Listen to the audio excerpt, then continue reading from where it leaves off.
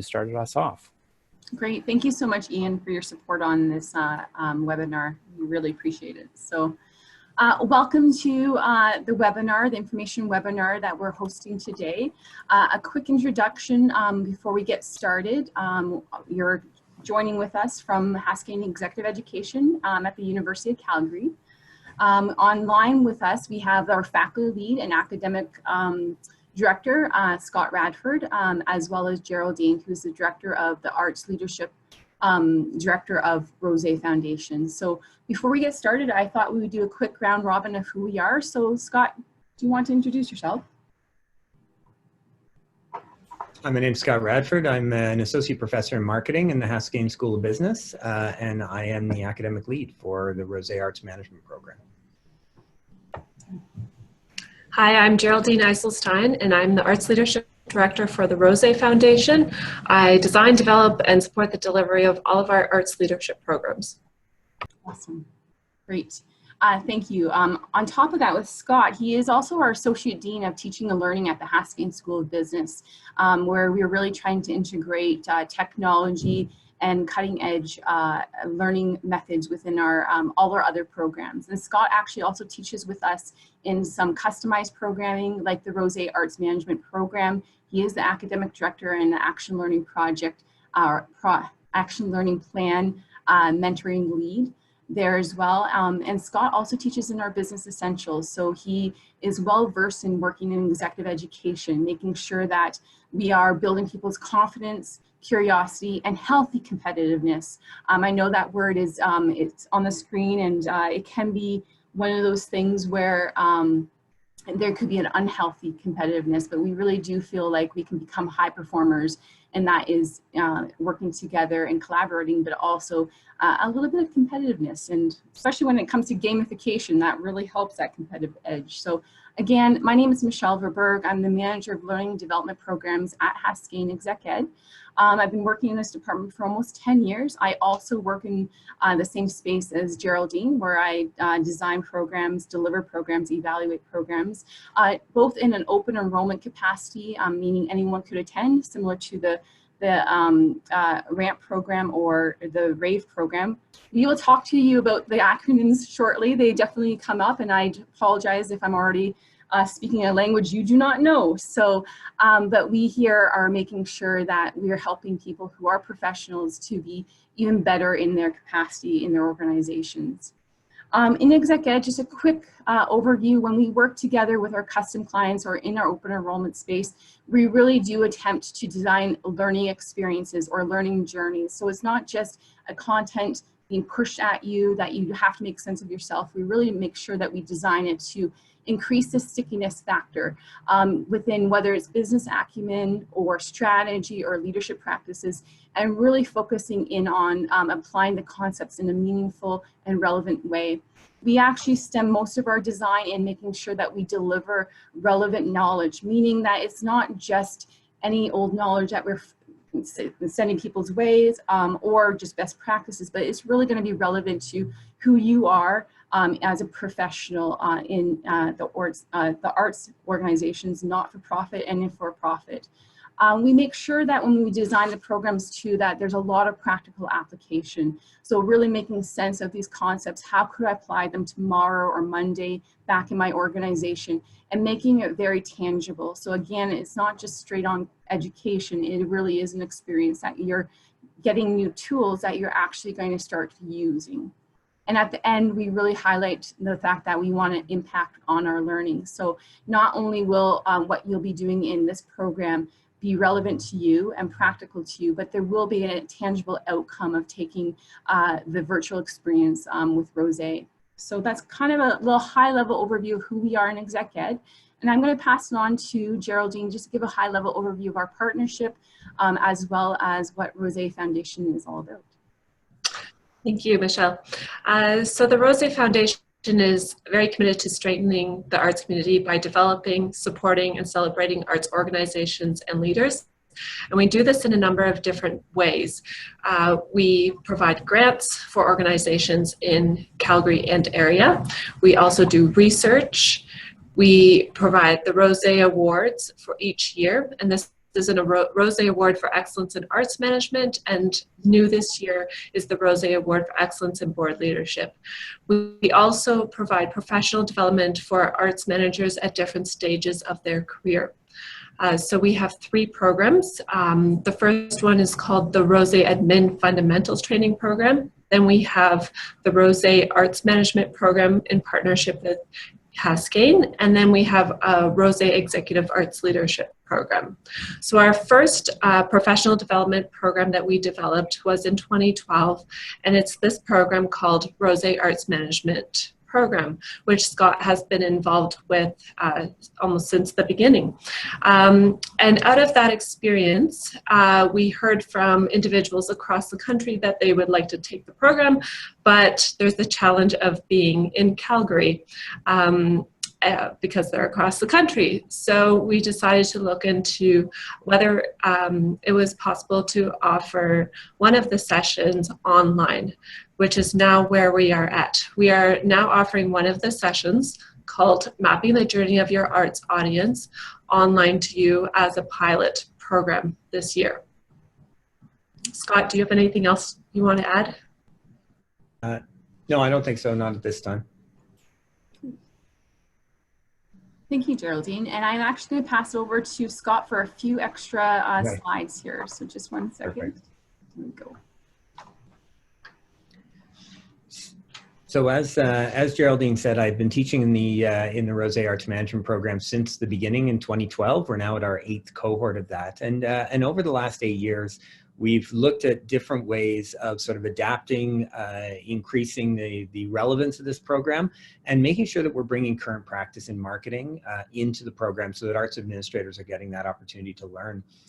One of the things that I introduced just 2 years ago as part of the constant evolution was this idea of digital, of journey mapping. And this came out of the fact that in our curriculum courses, I actually teach customer journey mapping as part of a digital marketing class.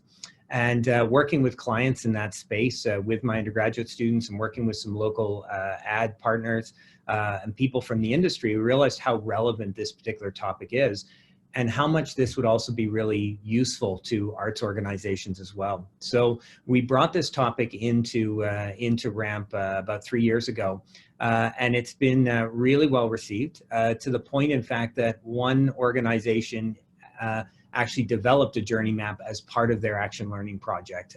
And they put that journey map into practice and actually seen quite a few benefits in terms of their enrollment in programs and how they're reaching out to their audiences. So really, ultimately, this program, as Michelle said, this element of the program was really about helping people walk away with a piece that they can use in their own organizations, a piece that they can actually take away and implement. And it is something that is commonly used in business practice. I think the big challenge with the Rozsa Arts Management Program and the big benefit that many of the participants have felt is that we're taking those business practices and those tried and true business principles that are working well in industry and finding ways that arts organizations can adapt and use those in their own industries to grow their audiences and gain a better connection with those audiences. So Michelle, if you can go to the next slide.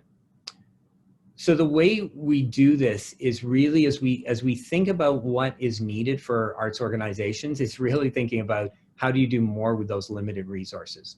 And I think thinking about using traditional marketing tools that a lot of organizations have done where they are trying to use broadcast ad or trying to hit large audiences with their marketing messages is just not an effective way to reach audiences.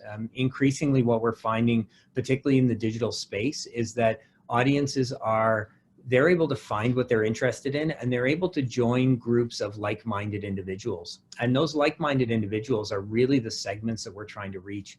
And instead of thinking about broadcast messages that target audience, what we need to understand is how are those people coming together and how can we effectively connect with those groups that are really self-defining.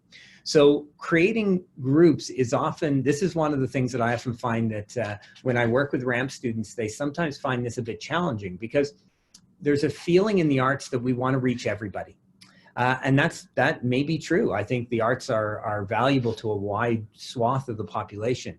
The reality is we only have the resources to reach some people. And so I think more effectively thinking about how do we reach those groups that are most engaged, most willing to engage with our organization, and going to be vocal advocates for our organization. And so that identifying these audiences and thinking about how we can use our resources to more effectively not only reach these audiences, but connect with them, engage with them, and grow them into loyal members of our family, our community. So one of the tools that has become very effective and is very often used in industry is this idea of journey mapping. And journey mapping is it's a visual representation of the path that your audience members are taking as they select your activity. And that may mean your interactions with them, but it may be their interactions with other arts organizations, their interactions with other activities that they engage with. And it provides us with a way of creating a deeper understanding of those audiences.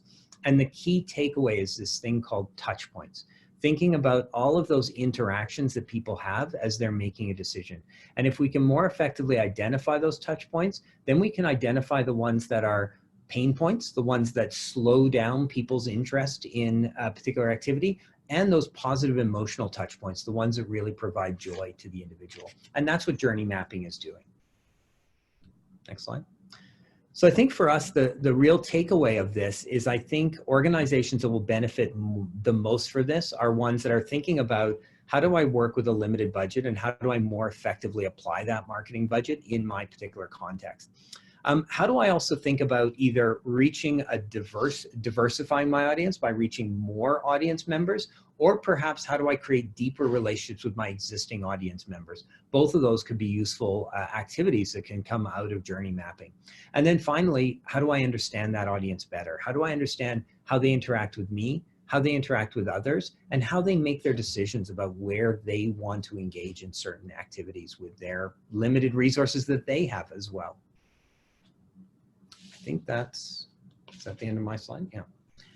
So the way we apply this then is really thinking about taking providing a basis of knowledge on this topic. So making sure that learners understand how segmentation is used in marketing, how journey maps as a tool can be used.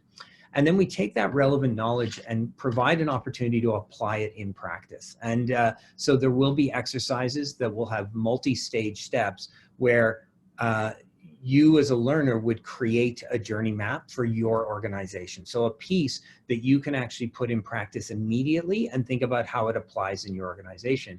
And then ultimately by being able to apply that, and a journey map provides an excellent example of this because it provides a very visual tool that can be used by many people within the organization. And so then being able to apply that tool as the organization thinks about their focus and the scope of their marketing efforts, this translates into implementation within the organization.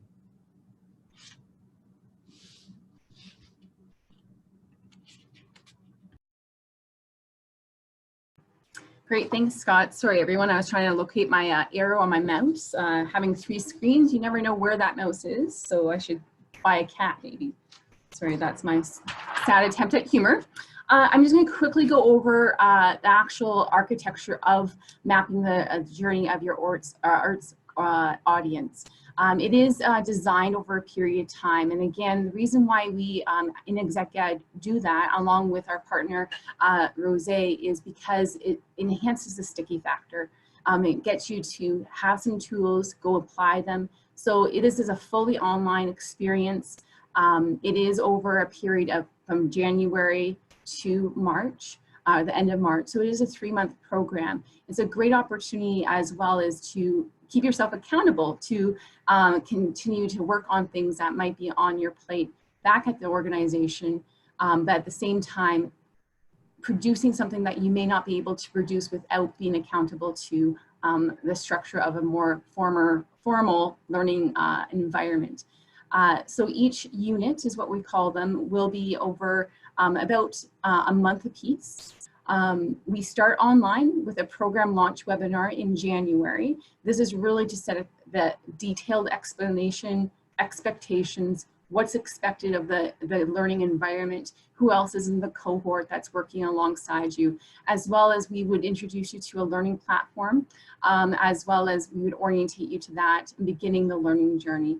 We also have other technologies technologies that would be also supporting this online program outside of just the platform, the learning platform. Things like Zoom will be used, and other aspects of what's needed will be used accordingly. We don't just use technology for the sake of using technology, but in this situation, because it's a fully online program, we will be utilizing a few different technologies throughout the duration of the program. Unit 1 is exploring segmentation. So if you already looked at the information handout that's online, this really goes into 2 different activities within that 3-week period, where you're first getting some exploring segmentation and starting to identify personas within the organization. And then really every unit will have some sort of deliverable is what we call it. So in each of the online components, there's things that you'll be doing on your own, and there will be things that you'll be doing live as a webinar or a check-in, but all will be nested into the technology mediated learning environment. At the end of Unit 1, there will be a deliverable, and then once you submit that deliverable, there will be a debrief about that to make sure that everyone's online.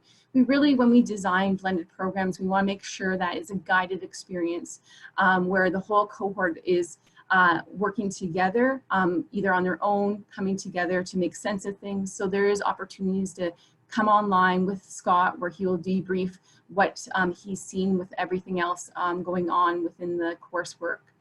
The second unit really focuses on starting to build your journey map. So yes, you've done your segmentation, you started categorizing things, but now you're actually starting to build this.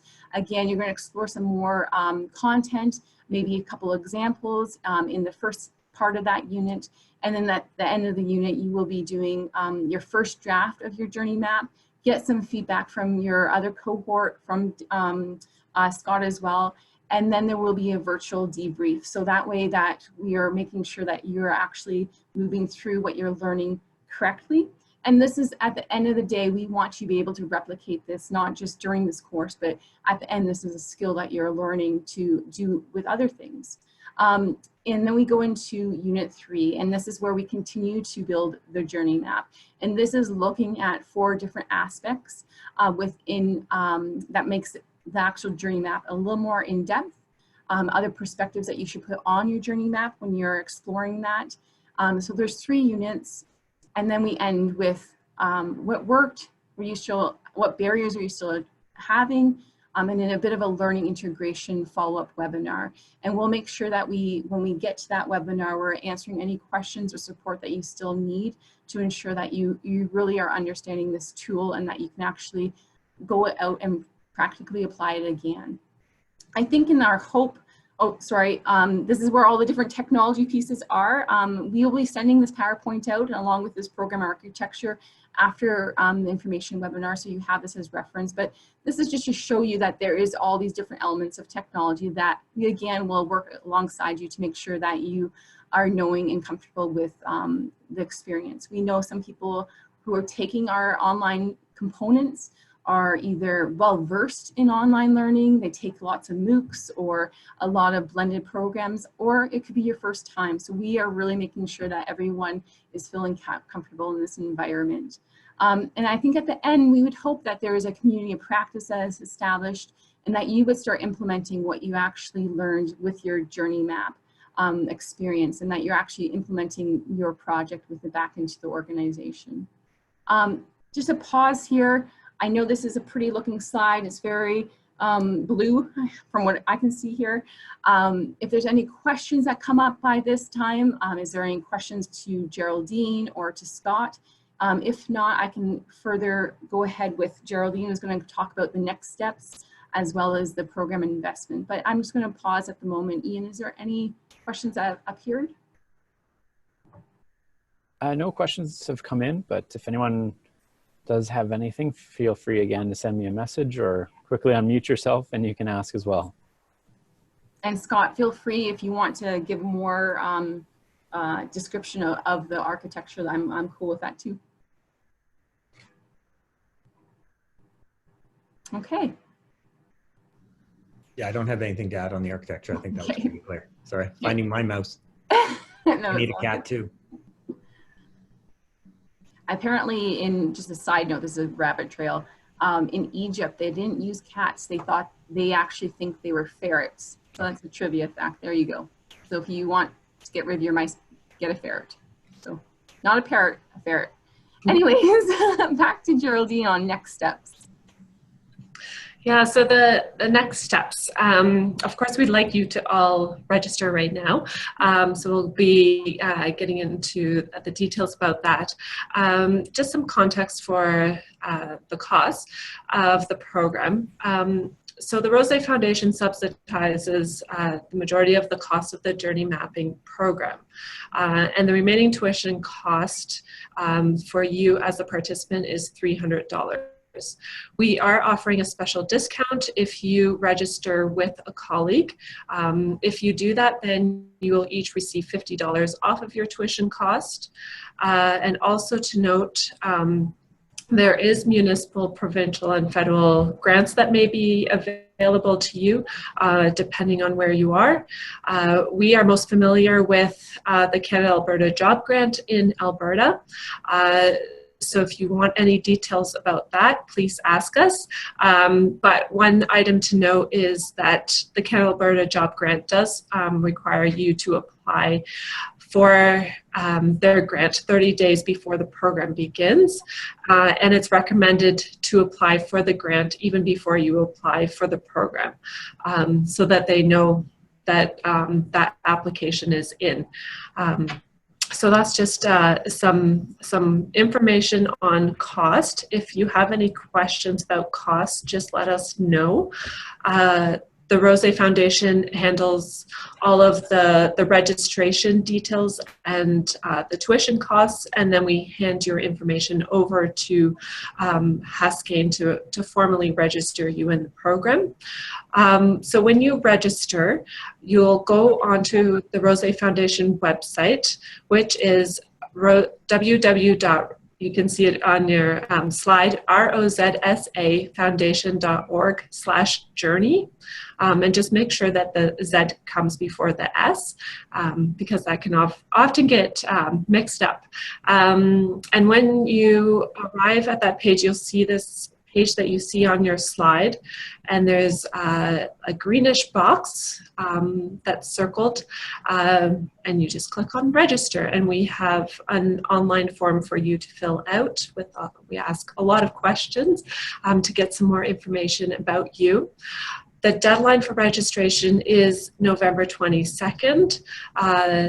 This gives us enough time to then, in the week following, to let you know whether we've accepted your application and whether you're registered for the program. And then also gives us enough time to send you information prior to the program beginning in January. Also on the website, you will see it says download the mapping journey brochure. So that has 3 pages of information, a lot of it that you have already heard about in this presentation. It's all summarized in there, along with contact information. And we will also follow up with that information after this webinar. That's awesome. You know what, I think we need to tell them, and I completely forgot to put this in the presentation, Geraldine, so my apologies, that when you do successfully complete the entire elements of all the programs, you will receive a certificate that is co-branded with Haskayne and Rozsa Foundation. So that is an outcome of when you do complete all the elements successfully. On a side note, when we've had some really great success when multiple people from our organization do take the programming for a few reasons. It really helps bring socially together. You're being able to work on something that is a common language that you're starting to develop.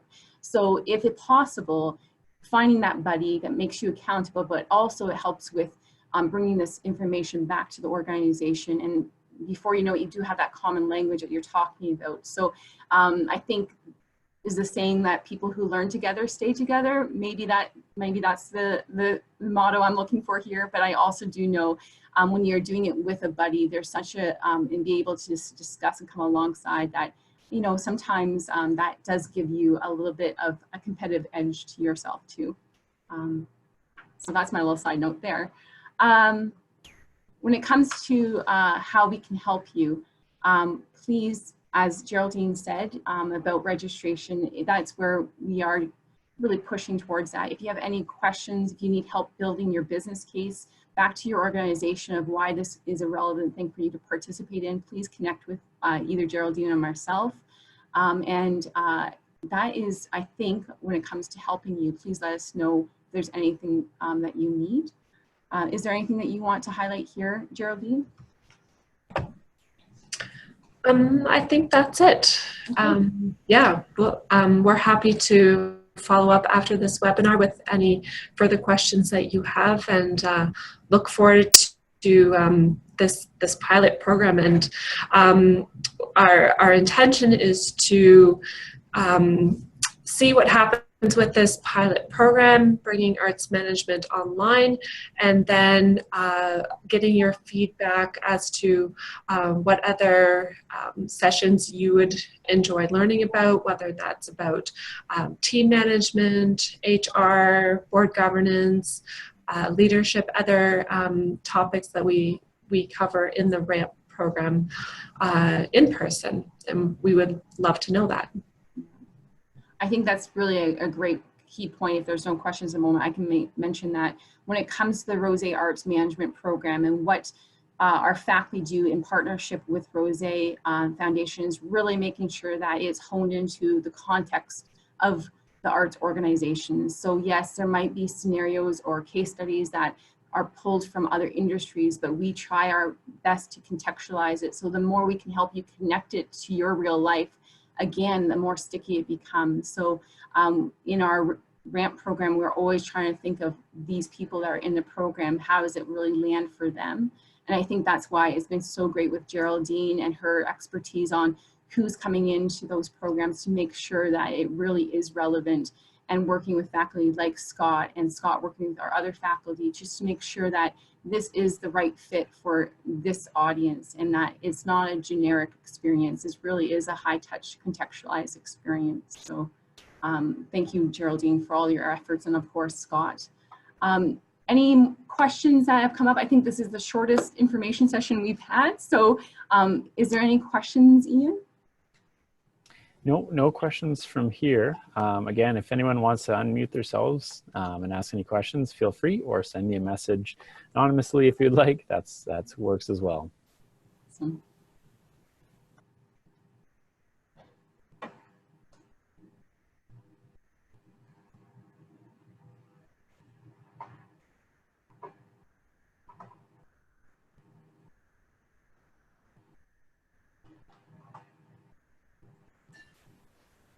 Great. Well, thank you everyone for joining us for the information session. If you have any questions, we will be sending out an email this afternoon. Please feel free to respond to myself or Geraldine. If we are not able to answer it, we always will reach out to Scott. If you have any questions about other programs from Rozsa, Geraldine loves answering those as well. But I would say thank you so much. I think we've given everyone half an hour of their time back. So I use it wisely. Actually, one question, is there a best, who would be the best in terms of email address to reach out to, I guess, would be one question. We'll add that to the thank you email, but I would say it is probably Geraldine's email. Would that be correct, Geraldine? Yeah, I see you're shaking her head. So we'll make sure that's very clear in the follow-up email that's sent out later on. Perfect.